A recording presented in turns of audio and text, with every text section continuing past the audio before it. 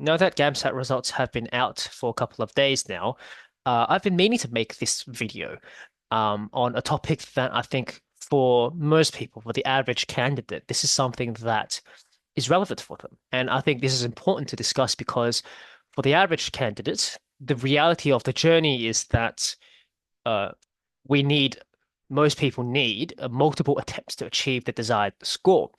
Um, and and I'm sure many of us can relate to the traumatic experience that the whole process of sitting the GAMSAT, preparing for it, finding that your results aren't good enough, and then having to resit it again, that it is actually quite a harrowing and an experience that takes a lot out of us as well. We sacrifice our time, our ability to engage in hobbies and our social lives as well for it. So this is definitely something that for most people this is the reality of their lives. And not only that, I guess suppose the most important issue for a lot of people, especially some of the people that I've met, is really the cumulative cost of multiple attempts. It is not cheap at all. And not only that, it's the fact that sometimes we think that we've prepared very thoroughly, very well, yet to find and get a result that doesn't necessarily match our expectations of our preparation. And that adds into a lot of uncertainties and unpredictability as to what works, what's effective. How do I actually get a higher score if I'm trying everything, but it's not working? And of course, it comes with a lot of self-doubt, second guesses, and anxiety about the future. So I hope this video, I was planning to, I intend for this video to provide some sort of insight into how to essentially get the most out of each sitting so that you minimize that potential of having to go through multiple sittings and multiple traumatic experiences. And so I guess the main question here today is how do we extract the most from each attempt or each sitting? And the answer is rather quite simple, but uh, that is to say, it's not the only answer, but this is what I found in my own experiences, having sat the GAMSAT multiple times, to be the most useful. And I suppose the answer is self-reflection, is what I would say. And what exactly is self-reflection is the first thing that we need to ask. And uh, self-reflection is a deliberate process of reviewing your own thoughts, emotions, actions related to your experiences. It is a way to figure out, identify your own shortcomings and strengths, as well as being itself, providing an opportunity for learning and personal growth. And of course, all of this helps us to broaden our perspective and our understanding about our own capabilities and skills. Now, that's to say, um, self-reflection isn't something that's prescribed. It is something that can be done in any manner for the individual. However, there are some, I suppose, loose rules about it. Now, I'm introducing this particular answer or skill because it's important, not only as a student, but also in the future as a future healthcare professional. Uh, Self-reflection is a very, very important skill. In fact, throughout my years in medical school so far, uh, every aspect of teaching has some component of self-reflection. So many assignments in first year were just purely about reflecting. So, and to the point that I was getting sick of this, but I found this to be incredibly useful, even in a candidate situation where you're not a medical student or a dental student yet. And we'll sort of explain why that is the case. So, how and when to self-reflect? Firstly, the most important thing is that self-reflection is a cyclical process, right? You start off with firstly describing the experience, evaluating the experience, the task at hand. Then you move on to analyzing your own performance and how you've engaged with the task and the experience itself, as well as the results or the product of your actions. And then now this is also very important, and what makes the whole thing work is developing a plan of action, i.e., what are you going to change for next time, and what are you going to do differently as well. And so these steps are then repeated again and again and again because it's anticipated that when you make some changes and adjust your approach, your experience and your performance and your results will accordingly be different to the first time that you've done it. And so therefore, with differing results, you're going to need a different plan of action. And so on and again and again and again. And so it is the goal that at some point you reach proficiency and mastery to a satisfactory level using such an iterative process to improve and learn. Now, when should I actually do this? Well, a couple of situations you can do this in.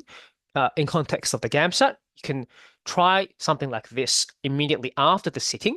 So write down your experiences, your notes, and then in the months or the weeks after the sitting and when you get your results, you can try to do the same thing again. See if there are any changes as well. And then I think for most people, especially some of my students, that what they feel after the exam is quite different to what they feel after getting their results.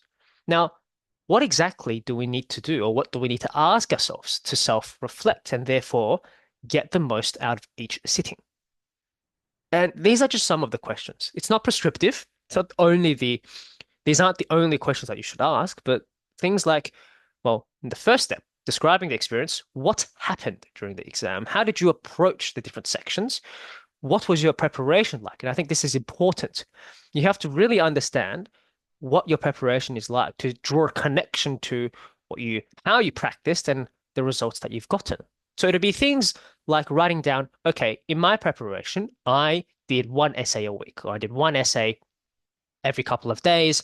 I did 50 Des O'Neill questions in a week, something like that, making it detailed and writing it down. And of course, always ask yourself, what difficulties did you notice in the exam and in your preparation, and what did you find manageable, or what could you deal with by yourself? And then come result time, you want to sort of think about, well, based on my preparation and thinking about what I did in the lead up to it, did my results match my expectations in terms of my approach? I.e., I wrote a lot of essays. Did that translate to an improved score for section two? I read a lot of books. Did that translate to an improved score in section one? And then the next part of the self-reflection is, well, if it didn't, why? Why didn't it translate? And why did it translate? You might want to think about the fact that, well, for example, I read a lot of technical texts in preparation for section one. I read a lot of philosophy texts, but I didn't really get the score that I expected in section one. It was too low. And thinking about why, you might have thought about, well, it could have been that for this particular sitting, that there was more narrative text rather than technical philosophical texts that could have played a role. And because of that, I've identified that I'm a bit weaker in those areas. Therefore, my plan of action is to read more of that. So it's as simple as that. Identifying whether or not, in this case, your results matched your preparation. And if they didn't, why? And if you could identify a reason, consider it in your plan in terms of what you'll change for next time, how you're going to address your weakness, how you're going to reinforce your strengths, what other strategies and other resources will you consider? And I think it's important to do this thoroughly for all of the sections as well. Identify how you practice for section one, two, and three, and whether or not that produced the results that you were expecting. Now, in terms of some other questions that you can consider, something like, well, did you think that your preparation was sufficient? Did anything hinder your performance?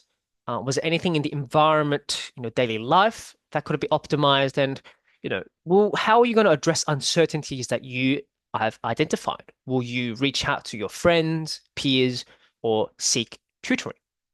Now, of course, there is no right or wrong way to go about self-reflection, but the whole point of this is to ensure that you have a starting basis of your next preparation. You should go into your next sitting, or preparing for your next sitting, to feel as if you're committed to certain changes, right? It could be like, okay, I'm going to do more essays. I'm going to read more different types of texts. I'm going to rely on a chemistry textbook, something like that, to tailor your preparation approach for next time, right? Because for most of us, it is insufficient to only prepare in the same way across each setting. So I hope that's sort of helped in terms of providing an understanding or a brief insight into how you can improve each time in terms of both the preparation and the results, relying on the idea of self-reflection as a cyclical process to get the most out of each sitting, identifying weaknesses in your preparation and performance, as well as reinforcing strengths in terms of what you've practiced and what you can do in the exam.